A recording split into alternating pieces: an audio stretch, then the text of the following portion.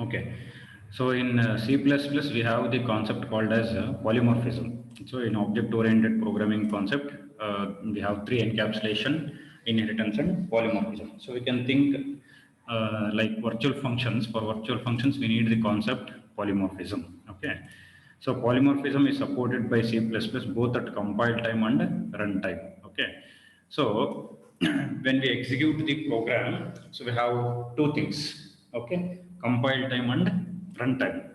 So that means, so first let us try to understand what is compile time and what is runtime. Okay, see, when we consider the program, when I write the C++ program, okay, so if suppose, let me consider like I have written the program called a.cpp, okay. See, when we use the option compile, okay, or alt plus F9, okay. So this process is called as compilation, okay. So this is called as compilation. So during this process, so computer will, that is compiler will translate whatever the code written in a.cpp to the object code, that is machine code, because computer understands only machine code, that is binary language. So this time is called as, that means translation time. So whatever the code present in a.cpp, it will be converted to source object code. So object code is nothing but binary code. You can think like it is a binary code. Okay. So which computer can understand.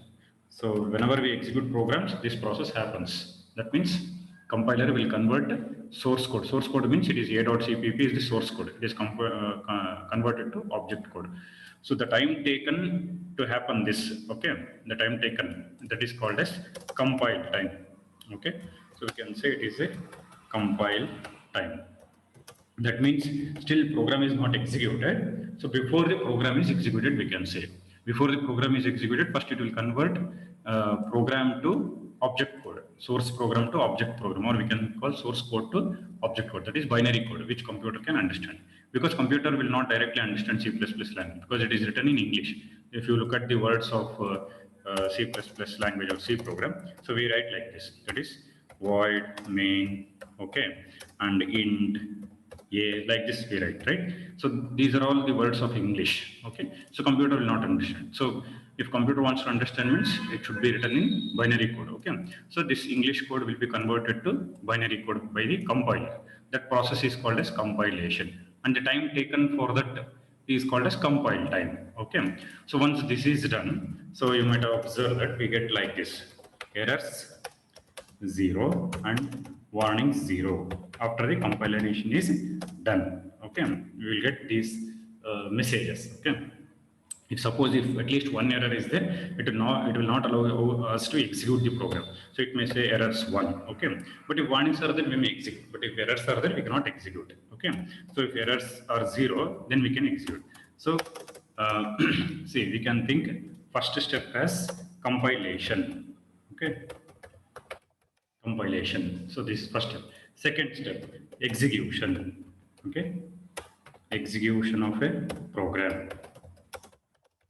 Compilation of a program, execution of a program. So this is also one step here. Okay, execution step. Okay. Now, for this we use the key called as control plus F9. Okay, this is the key. Or we can say like run menu, in that run option with the help of mouse. Run option. Okay. So this is the option we use to run the program. Run is nothing but execution. The word run refers to execution of a program. So after the first step, we'll go to the second step. So once the binary code is generated. Okay. Now time taken to execute the program. That is, we should call during execution of a program. You should not call after the execution of program, during the execution of program.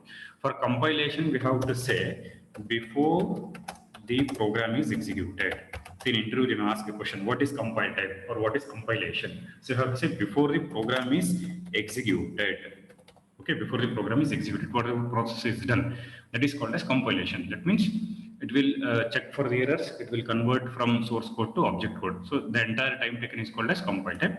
Process is called as compilation. Software used for this purpose is, we can say, compiler. That is a translator software. Okay. So these things we have to remember. Translator software.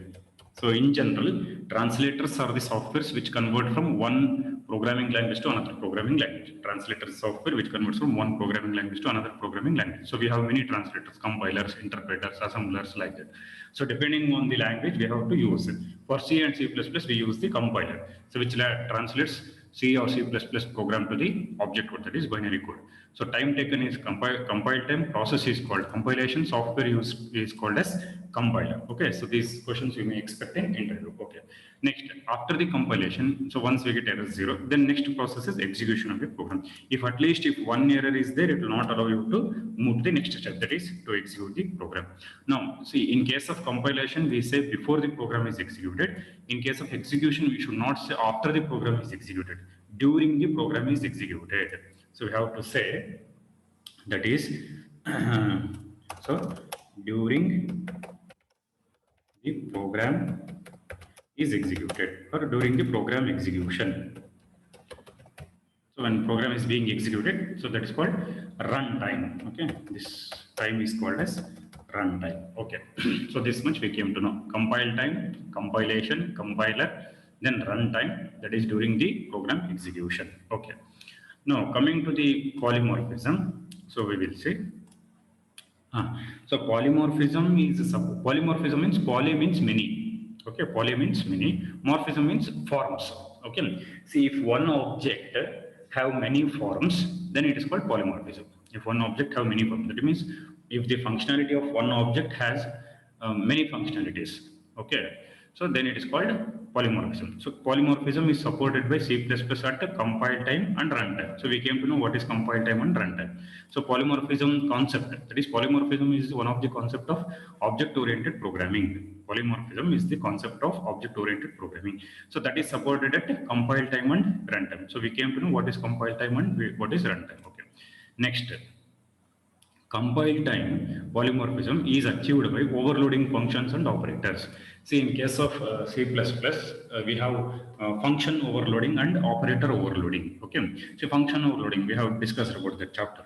So these two things, these two concepts comes under compile time polymorphism.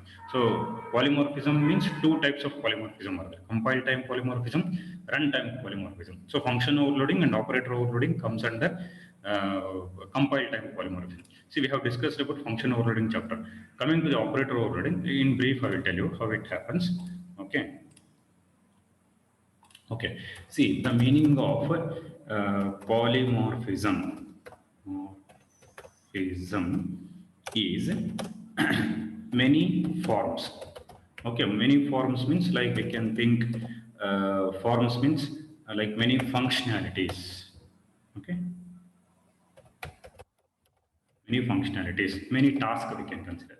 See, if we consider function overloading, one example of polymorphism. Function overloading is one example of polymorphism. Okay. Function overloading is one of the example of polymorphism. So if you consider function overloading, say we use one function name, same function name for different functions. So that means, see, if you consider one function name, that means one function name only can do different functionalities. So only it is polymorphism means doing many activities with one word. Okay, with one concept, we can do many activities. So here one function name only, it will do many activities. For example, if we consider for function overloading, if I consider like function name is area. Okay, function name I consider like area. So with this word, what I can do? So we can calculate the area of a triangle. Okay, we can calculate the area of a triangle, or we can calculate the area of a square. Okay, or we can calculate the area of a rectangle. Okay, fine. That means function name is area. it is calculating the area of a triangle, it is calculating the area of a square, it is calculating the area of a rectangle. That means one function name only, it is behaving different in different situations. If you say three sides are given, it is area of a triangle. Okay, if you say one side is given, you can calculate area of a square. If you say length and breadth, two sides, then you can calculate area of a rectangle. So now we came to what is function overloading. That means one function will do different, not one function name is used for different activities. Okay, so here area is the one function name which is used for calculation of area of triangle, square and rectangle. Now we came to know what is function overloading, that comes under polymorphism. Next is operator overloading. So they are saying operator overloading. So just like function overloading, we use one operator, okay, one operator which do different operations, okay, depending on situations, okay, depending on the situations, okay. So this is called as operator overloading. Example. So I'll give the example now. See, if you consider this operator, we have this operator. So this is when we use with cout, it is called insertion operator. So if you use with cout, it is called as insertion operator. Okay.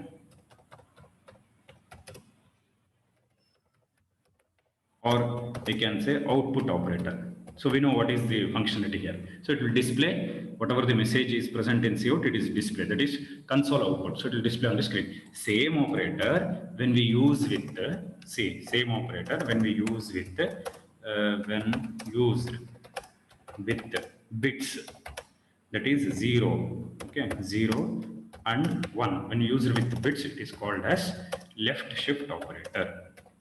Operator is same, but functionality is different. Okay, and the name what we give is different. In case of cout, you have to say insertion operator or output operator, and the functionality is to display something on the screen. Okay, and in case of bits 0 and 1, we have to say left shift operator. You should not say insertion because their operation is different. So this type of concept is called as operator overloading. Just like function overloading, we have the operator overloading. So many operators are there. Just like cout statement, we have cin statement also. There we use this operator, extraction operator. Okay, in case of cin. Next, same operator if I use for bits, it is called as right shift operator. Okay, it is not insertion extraction operator, is called as right shift operator. So in this way, same operator will do different activities. It is operator overloading. Same function name is used for different functions. It is called as function overloading. Okay, so these are all things comes under compile time polymorphism. Okay, next. Next, it is about runtime polymorphism. Runtime polymorphism is achieved by using inheritance and virtual functions. So now we came to know what is polymorphism, what is compile time, what is runtime, and what are the examples of compile time polymorphism. That is function overloading and operator overloading. Coming to the runtime polymorphism, examples are inheritance and virtual functions. So inheritance chapter we have already discussed. Now coming to the virtual functions. Okay, so we will discuss.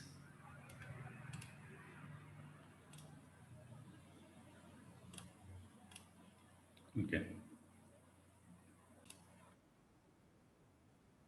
A virtual function is a member function that is declared within a base class and redefined by a derived class. Now let us try to understand only this point. So what it is, okay? So I will make it clear for you, okay? So when we consider classes concept, say for example, class A, okay, fine. Now they're talking about only member function. So let us not take data, member function. So whenever we consider member function, generally we consider in public section. Okay, so void.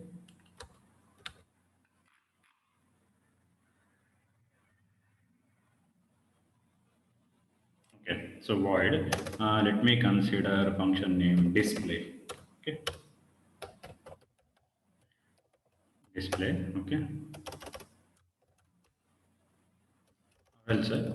So let me consider like Okay, fine. Display. So if suppose if I write one code here, uh, this is in class A.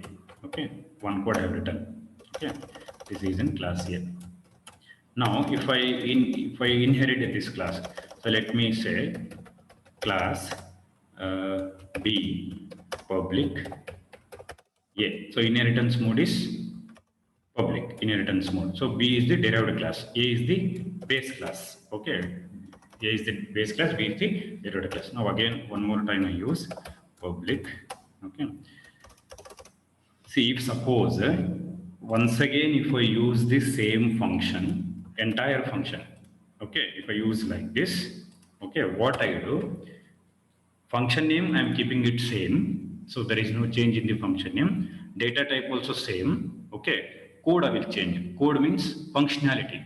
So functionality I will change. See, within opening brace and closing brace, whatever the things you write, that is nothing but functionality. Okay.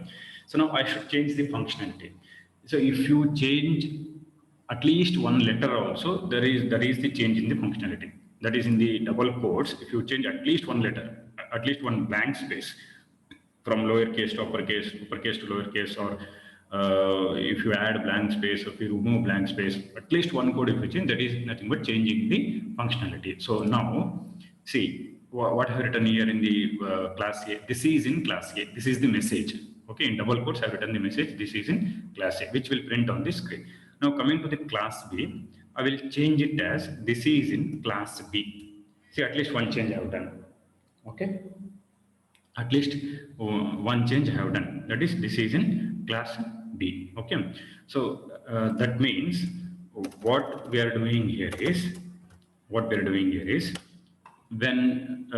we inherit the class, that is in the derived class, I am changing the definition of function which is present in base class. That means that process is called as redefined. See, when you write the complete function, remember, so complete function, it is called as definition of a function. Definition of a function. Okay. Definition of a function means you should consider complete code. So if I don't write this part, okay, if I don't write this part and if I put semicolon here, now you should not call it complete function. It is not a definition of a function. It is a prototype. If you put semicolon like this and if you end the function, it is called as prototype. But if I write complete function, say for example like this, so I will open the brace and start writing the code of the function. So this is in class A. Okay, now it is called as complete function. Unless and until you open brace and you write close brace and write the code, you should not call it as complete function. Now it is called complete function.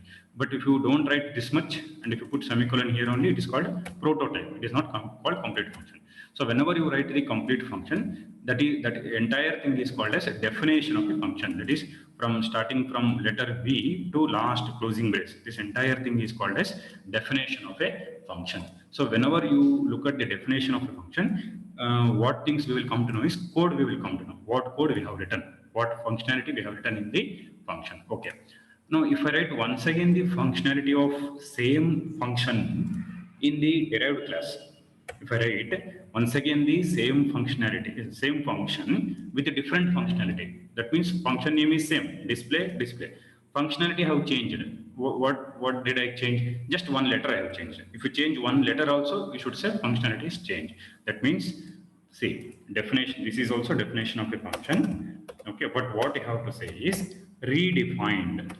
You have to say redefined because already definition is present for function display. Definition is present in the class here. But once again, I am writing the definition. Okay, complete function I have written. But I have changed the functionality. Just one letter, if you change also, it is changing the functionality. So this process is called as redefined. Okay, now we will see what is the definition. See what they are telling, a virtual function is a member function. See, first thing is it is a member function. Member function means which belongs to the class. Okay, member function means which belongs to class. A virtual function is a member function that is declared within a base class and redefined by a derived class. That means already one time in base class it is present. Already one time it is present. But again in the derived class, one more time we are writing. That is, we will change the functionality. Okay. So that is called as virtual function. A virtual function is a member function that is declared within a base class and redefined by the derived class. So here in this example, what we have done, so we have the display function, which is a member function of class A, and it is again redefined in the class B. Okay, so it is called as virtual function. Okay. Okay. Now what we have to do to create a virtual function, precede the function's declaration in the base class with the keyword virtual. Okay. Precede means prefix, before you start the function in the base class, you have to write the keyword virtual. Okay. So when a base class containing a virtual function is inherited, the derived class redefines the virtual function to fit its own needs. That means derived class change the functionality. Whatever the functionality is present for the virtual function in the base class, that the functionality will be changed. So as we have done here. Okay. Next, each redefinition of a virtual function by a derived class implements its operation as it relates specifically to the derived class. That is, the redefinition creates a specific method. Now we will see in the example, okay, what it is done. Okay. A base class pointer, see here pointer concept we have come across. A base class pointer can be used to point to an object of any class derived from that base. When a base class pointer points to a derived object that contains a virtual function, C++ determines which version of that function to call based upon the type of the object pointed to by the operator, and this determination is made at runtime. Thus, when different objects are pointed to, different version of virtual functions are executed. So we will see in the example how exactly they have done virtual functions. Okay.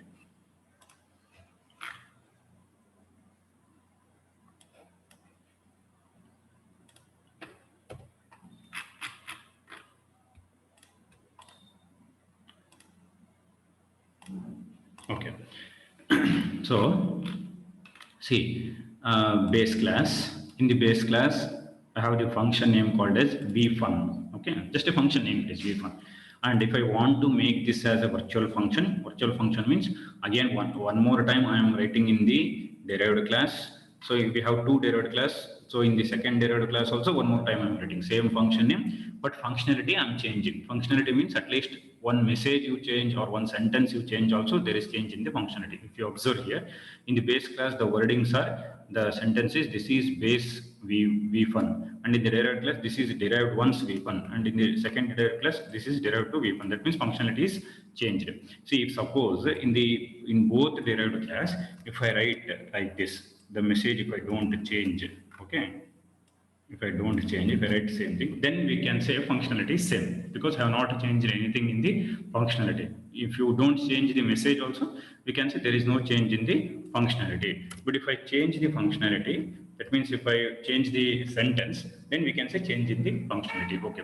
Now, if I want to do this, when in the base class, when I write the function, complete function, before you start the function, you have to write the keyword virtual.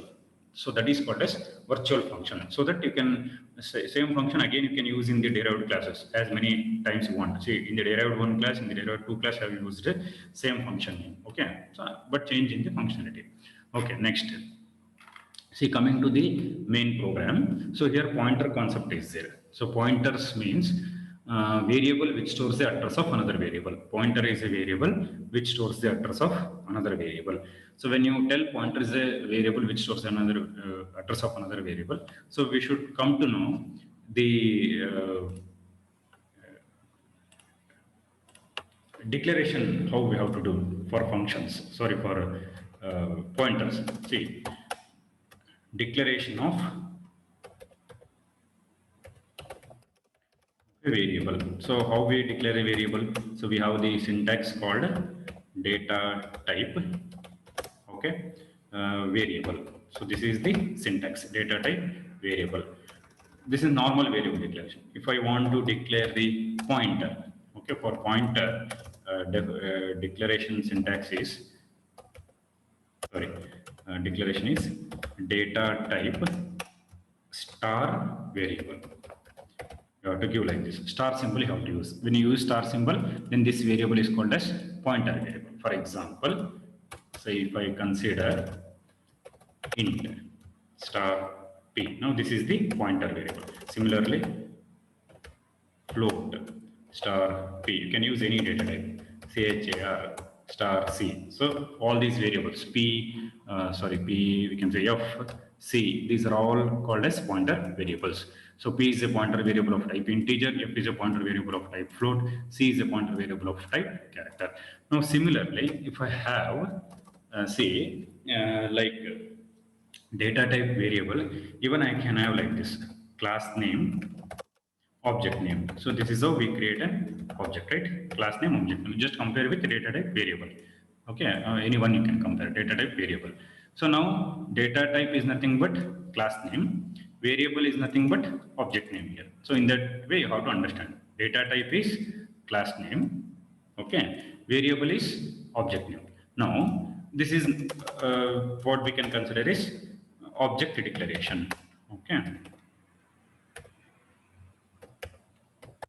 Object declaration. Example, okay, if I want to give example, so if I say base is the class name, B is an object. Base is the class name, B is an object. Similarly, if I want to create pointer to an object, there is a concept called as pointer to an object. Just like normal pointer variable, we can say pointer to an object. So if you want to declare pointer to an object, so what have to do? That means object acting like a pointer.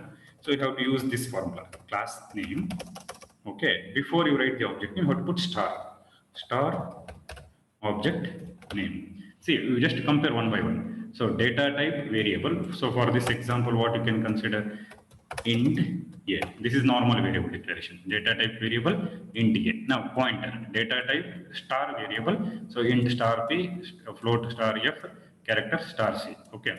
Now coming to the object declaration, class name, object name. So this is called object declaration. If the base is the class name, B is an object. Next, pointer to object. Step by step we are going. Class name, before you write object name, we have to put the star symbol. Okay, star object name. So for this example is, say, if you consider base is the class name, okay, base is the class name, star, I say P. So P becomes the pointer variable. That is pointer to an object. So same concept that is used in the program. Okay, so we will see program. Okay, before that, concept of pointer is pointer variable stores the address of another variable. Okay, that the meaning of that is, see, once you declare the pointer variable, you have to declare even normal variable also. For example, a is the normal variable. Okay, now let me consider only this much. Okay, this much. Okay, so p is a pointer variable, a is a normal variable. Okay, so it should be like this. Whatever the data type you are using for pointer variable, same data type you should use for data variable, that is normal variable. Okay, so p is a pointer variable, a is the normal variable, data type is same. Next statement what you can write is, next statement, p is equals to ampersand a. The meaning of this is the address of variable a is stored in variable p, because pointer is a variable which stores the address of another variable, or pointer variable is a variable which stores the address of another variable. So here p is a pointer variable, a is the another variable. So p stores the address of variable a. So I can say address of a is stored in variable p.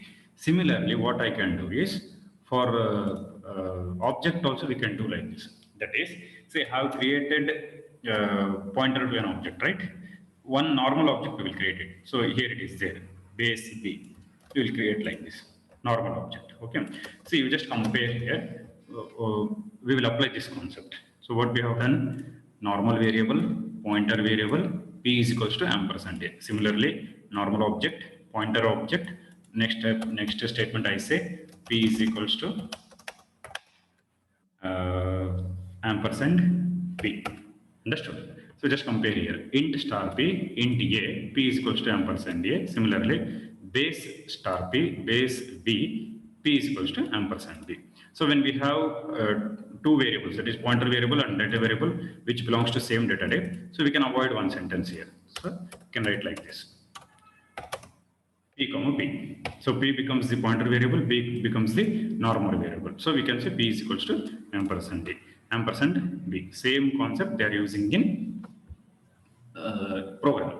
So when we use this concept, okay, so what we have to do is, whenever we call the member functions, general, that is syntax to call the member function is object dot member function. This is the normal, okay, object dot member function. So in case of pointer to an object, what we have to do, instead of putting dot, we have to put p arrow mark member function name. Member function. So it will call the member function. So when you use pointer to an object, you have to put arrow mark. When you use normal object, you have to use dot. So p arrow mark member function, or we can use b dot member function name. So when you use pointer object, use arrow mark. When you use normal object, use dot. So same concept is done in the program. So we will see that. Okay. So coming to the main function, you just observe the main function. So here I have the class name base. For class name base, I have the pointer to object, that is object created like a pointer, okay, star of B, and one more object, that is normal object. Okay. So here what you have to say is, so for P, what you have to call is, so this P is called as pointer to an object, okay, whereas B is called as just object, okay, just an object, but both belongs to base class only. P is called as pointer to an object, B is called as object. Next, similarly we have D1. D1 is the object of derived 1, D2 is the object of derived 2. Next, pointer to base. So pointer to base means nothing but base class. Okay, so I said P is equals to ampersand B. So pointer variable you should use in the left hand side, normal object you have to use in the right hand side. Okay, so here P is the pointer variable, so use on the LHS. B is the normal object, use on the right hand side. Okay, that is P is equals to ampersand B. See now when I say P arrow mark V function, okay, so this statement will call the function present in base class. Okay, this statement calls the function present in base class. Okay, so you can observe this diagram.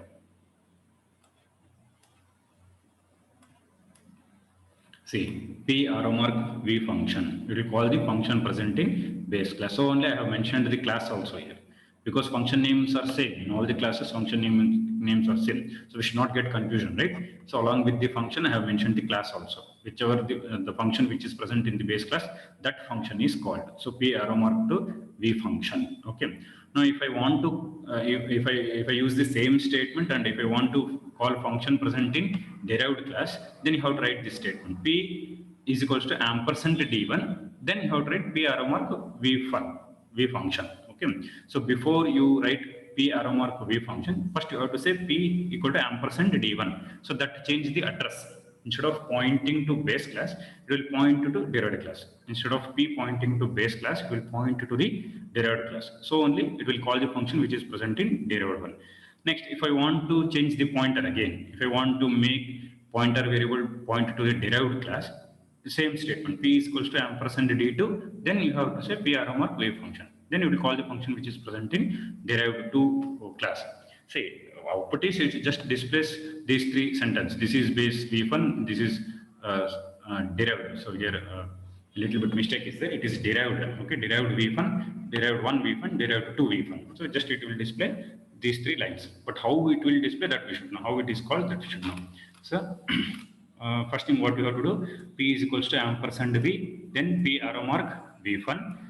P is equals to ampersand D1, P arrow mark V1, P is equals to ampersand D2, P arrow mark V1. Okay, see this statement is same. Okay, but before we write this statement, we have to change the pointer. First time I am pointing to base class, next time derived 1 class, next time I am pointing to derived 2 class. So whenever you change the pointer, that particular function is called. So if you point to base class, it will call the function which is present in base class. Okay. Okay. Next, if you point to derived 1 class, it will call the function which is present in derived 1. If you point to the derived 2 class, it will call the function which is present in derived 2. Okay. So just look at this thing.